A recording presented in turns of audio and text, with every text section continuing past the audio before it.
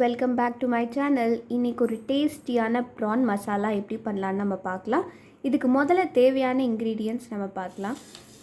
இங்கே நான் 300 grams PRAN எடுத்திருக்கேன், 3 பெரிய சைஸ் வெங்காயம், 2 தக்காளி பேஸ்ட் மாதிரி அரைச்சிருக்கேன். நீங்கள் கட் பண்ணி கூட ஆட் பண்ணிக்கலாம்.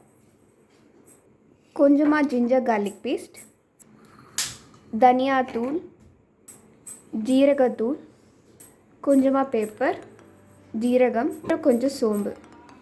முதல்ல ஒரு பாத்திரத்தை எடுத்து கொஞ்சமாக எண்ணெய் ஊற்றிக்கோங்க. கொஞ்சமாக கடுகு சேர்த்துக்கோங்க. கடுகு நல்லா பொரிஞ்சதுக்கப்புறம் நம்ம கட் பண்ணி வச்ச வெங்காயத்தை அதில் சேர்த்துக்கலாம்.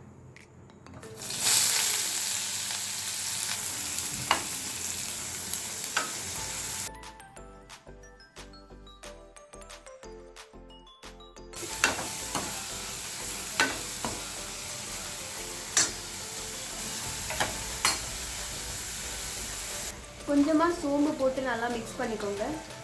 இப்போ வெங்காயம் நல்லா வதங்கினதும் இஞ்சி பூண்டு பேஸ்ட்டு அதில் ஆட் பண்ணிக்கோங்க.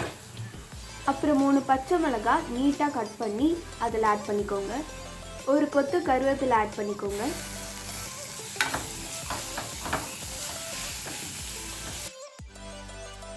இப்போ 1/2 டீஸ்பூன் மஞ்சள் தூள் சேர்த்துக்கோங்க. கொஞ்சமாக சீரகத்தூள், 1/2 டீஸ்பூன் கரம் மசாலா, 2 டீஸ்பூன் மல்லித்தூள்,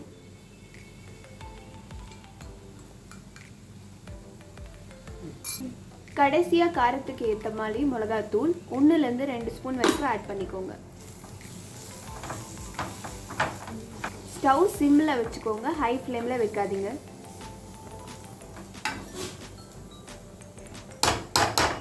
இதை நல்லா மிக்ஸ் பண்ணி விட்டதும் நம்ம அரைச்சி வச்ச தக்காளி பேஸ்ட் இதில் ஆட் பண்ணிக்கலாம்.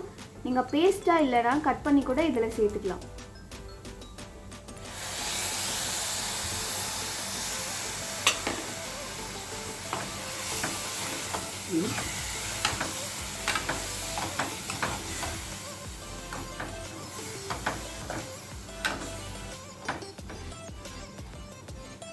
இதை நல்லா மிக்ஸ் பண்ணதுக்கப்புறம் தேவையான அளவுக்கு உப்பு சேர்த்துக்கோங்க.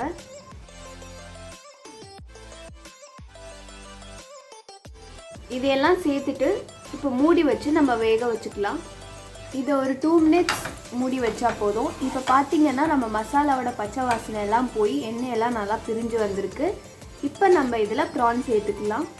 இது ஒரு 2 மினிட்ஸ் மூடி வச்சா போதும். இப்போ பார்த்தீங்கன்னா நம்ம மசாலாவோட பச்சை வாசனை எல்லாம் போய் எண்ணெயெல்லாம் நல்லா பிரிஞ்சு வந்திருக்கு. இப்போ இதில் கொஞ்சமாக தண்ணி சேர்த்துக்கோங்க.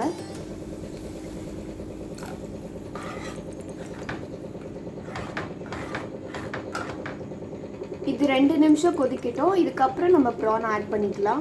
இந்த கொதிக்கிற ஸ்டேஜில் நம்ம இப்போ ப்ரானை ஆட் பண்ணிக்கலாம்.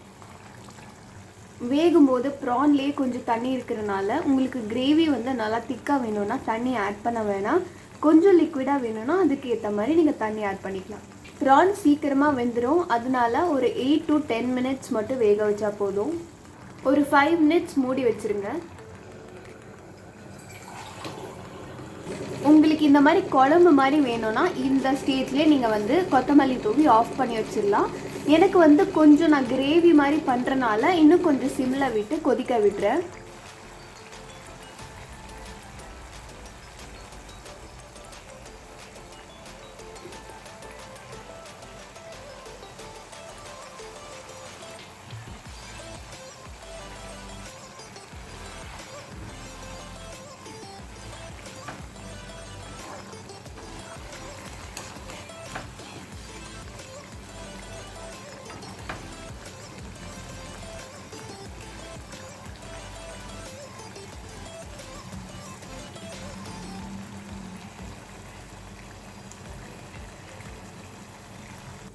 இது பார்த்தீங்கன்னா இப்போ செமி கிரேவியாக வந்திருக்கு. இந்த ஸ்டேஜில் கொஞ்சம் பெப்பர் தூவி விட்டுருங்க.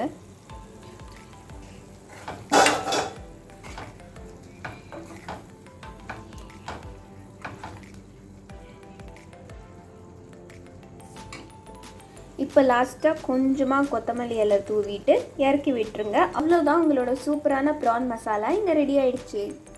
ரொம்ப ஈஸியான ரெசிபி தான், எல்லோரும் கண்டிப்பாக ட்ரை பண்ணி பாருங்கள். வீடியோ பிடிச்சிருந்தால் லைக் பண்ணுங்கள், ஷேர் பண்ணுங்கள், சப்ஸ்கிரைப் பண்ணுங்கள். See you in the next video. Bye bye.